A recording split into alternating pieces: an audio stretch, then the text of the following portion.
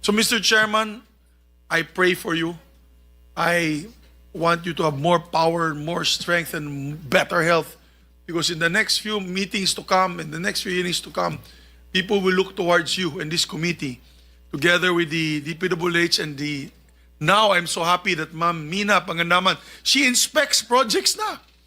Maganda po yan, ma'am. You're the only secretary of the...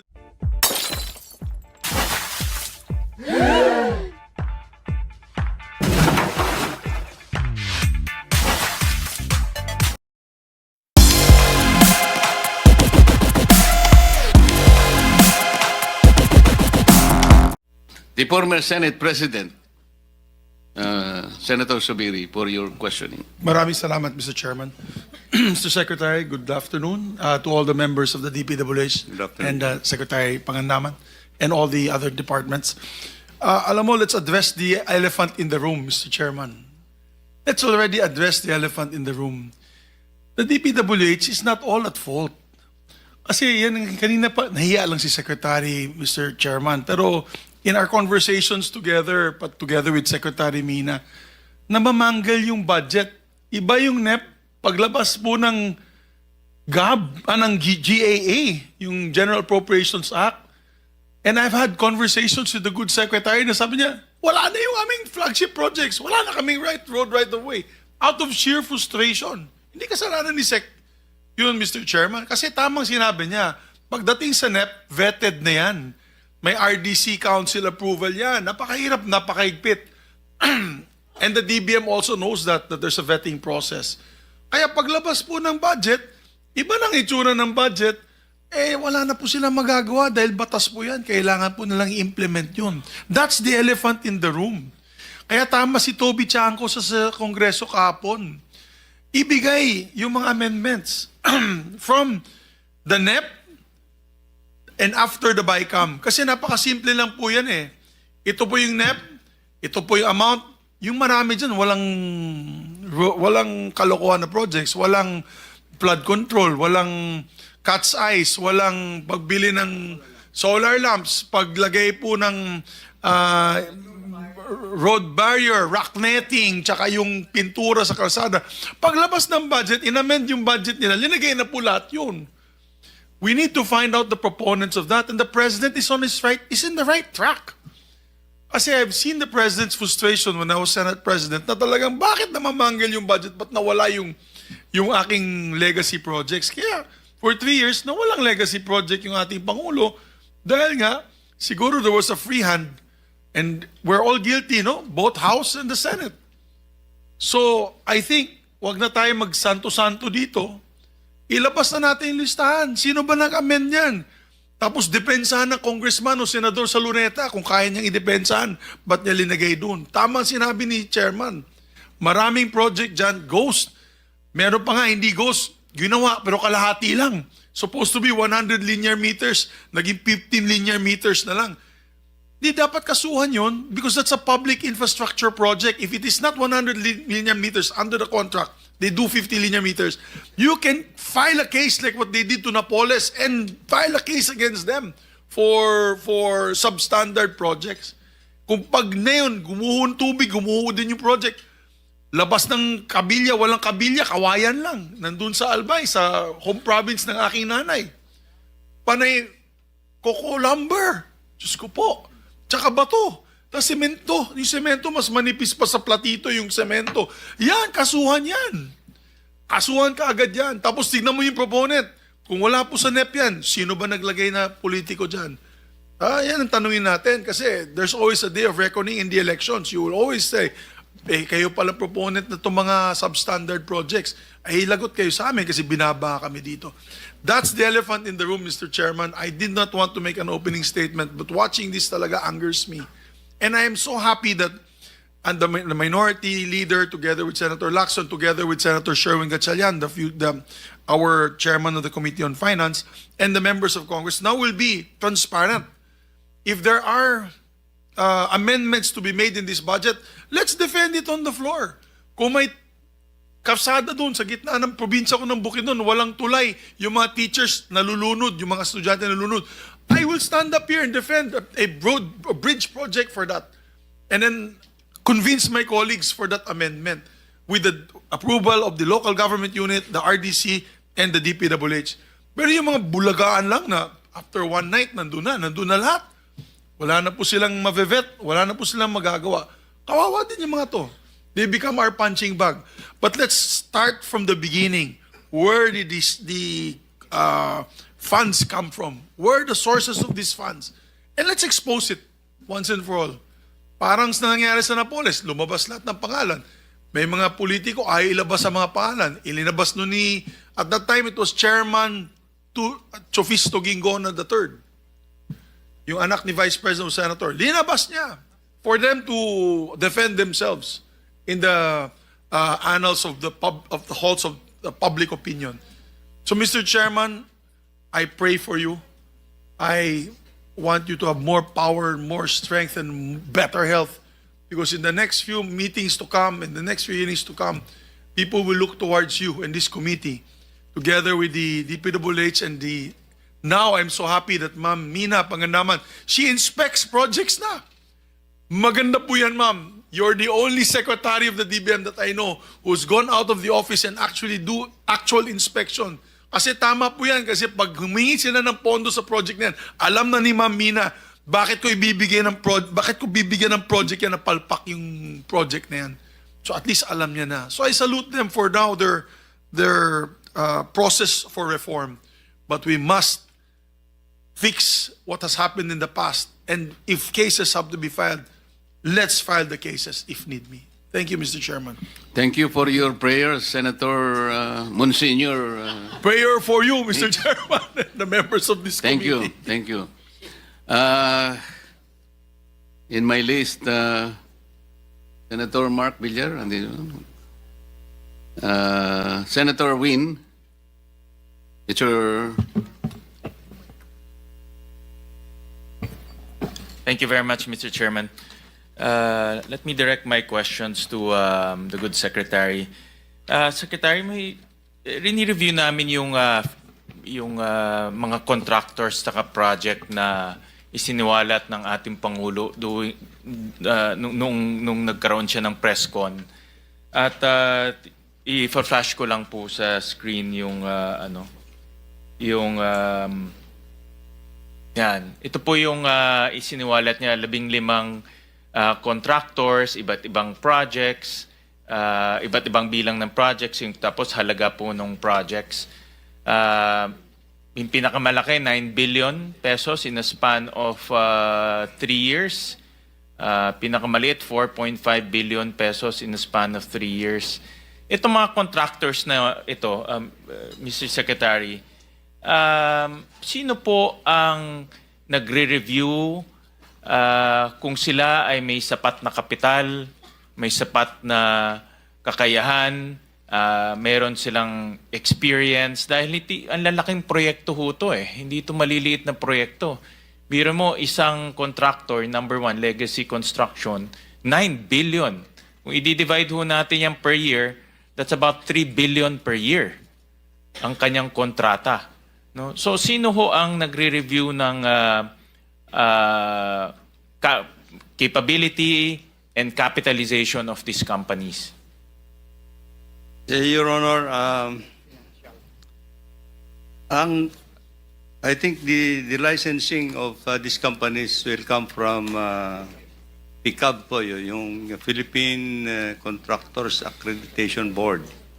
So they have to have a valid license. Correct. Then, okay. Then we look into their experience and technical capability. The third is actually we have to look into their NFCC or net financial contracting capacity. And all this actually, Mr. Chairman, is actually the basis for them to pre-qualify to bid. If they pass all these three parameters or requirements, then they would be allowed to bid in any project. But who determines at least the minimum capitalization of a company to be eligible for a project or a group of projects? Kasi like for example, in number 1, in 9 billion, if you divide this into 3 years, that's 3 billion a year. So who determines, sino po ang mayroong responsibilidad na kaya niyang gumawa ng project 3 billion in 1 year? Our Bids and Awards Committee will be the one to scrutinize actually the That's at the documentation. district level? At the regional level? Anong pong level ho siya? Whoever is implementing the project, Your Honor. Like ito ho, sa mga flood control, sino ho ang anong level ho? Bids and awards level? Kasi alam ko meron ho kayong iba-ibang back, di ba? Yes, Your Merong Honor. district, merong regional, Meron merong central. So saan ho itong mga project na ito, saan ho to ini-evaluate? Wherever the project is lodged, Mr. Chair. District or regional? District kung district po yung nag-implement, region kung region yung nag-implement, and national. I'll show next slide po kasi tinitignan ho namin. Like for example po itong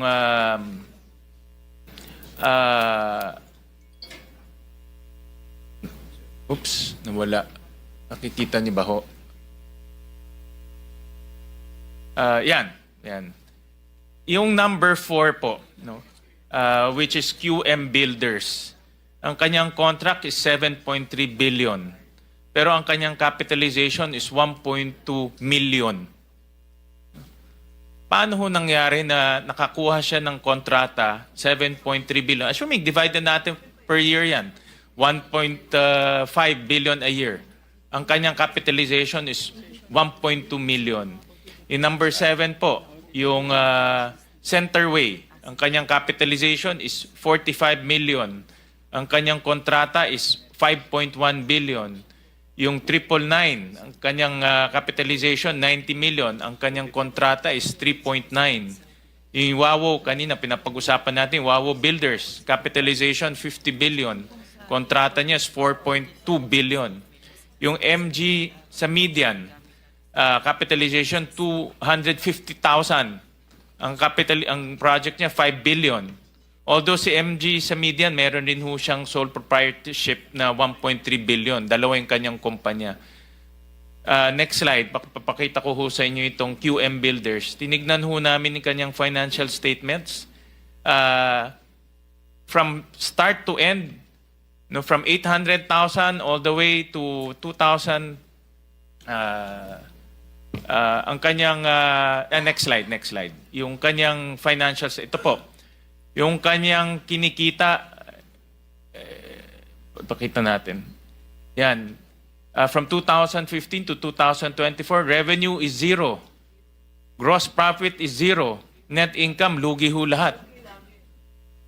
So paano ho siya nakakuha ng 7.3 billion na never ho siya kumita ni isang sentimo at ang capitalization niya 1.2 million pesos or ang paid up. Ito isa lang to, no? Mayroon pang mga iba ho dyan na tinitignan ho namin. So paano ho nagkaroon ng ganitong contractor na nakakuha ng napakalaking kontrata? Your Honor, as I am informed, actually yung capitalization is actually for the company. Yes, I know. Yeah, the company. But in the process of pre-qualification for Your Honor, yung net financial contracting capacity is based on a The current assets minus current liabilities Audited- times 10. audited kung by- kung negative yung kanyang yung capitalization niya, common sense man ho eh. Balik tayo balik din sa slide before. Kung ang capitalization niya hindi, yung kanina. Kung ang capitalization yan, titignan niyo ho, 1 million lang ho. Kahit i-minus niyo pa ho yung current liabilities niya, hindi ho siya talaga aabot ng 7 billion.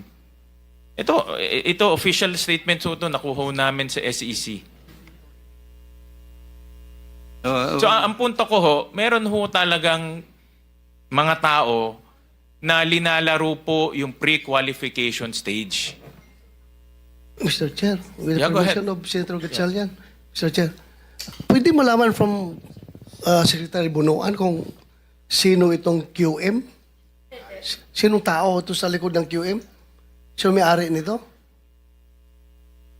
QM Builder. Kasi grabe naman, puro red yung pinresent ni Senator Gatchalian. Tapos, paano nakakuha ng ganitong kalaking kontrata? Gusto ko lang malaman po for the benefit of our people na nanonood ngayon. Sino po yung QM? QM Builders, on my record, Your Honor, is actually managing officer here is Mr. Alan Kirante Kirante, in Cebu. Cebu. Yes. Andito ba? Andito ba? Mr. Chair? Ito. Can we invite him, Mr. Chair? Mr. Chair? Paupuin natin? Tanungin natin?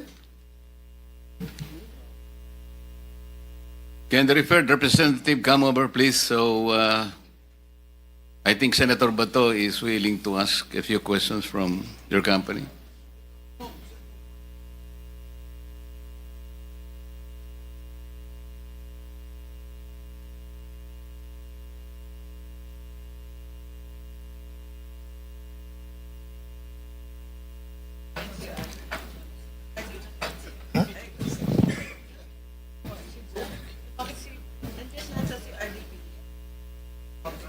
Public work. Director General, I think you have to administer the oath of the representatives from this construction company.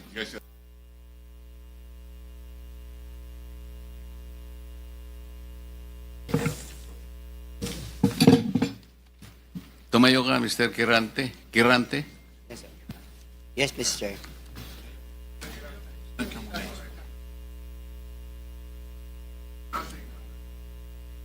I will. Mr. Chair, with the permission of Senator Gatchalian again. Yes, go ahead. Yeah, Mr. Kirante, ikaw bang may-ari nitong QM Builders na kumpanya? Yes, Mr. Chair. Yung present ni Senator Gatchalian na puro pula, puro logi, can you comment on that?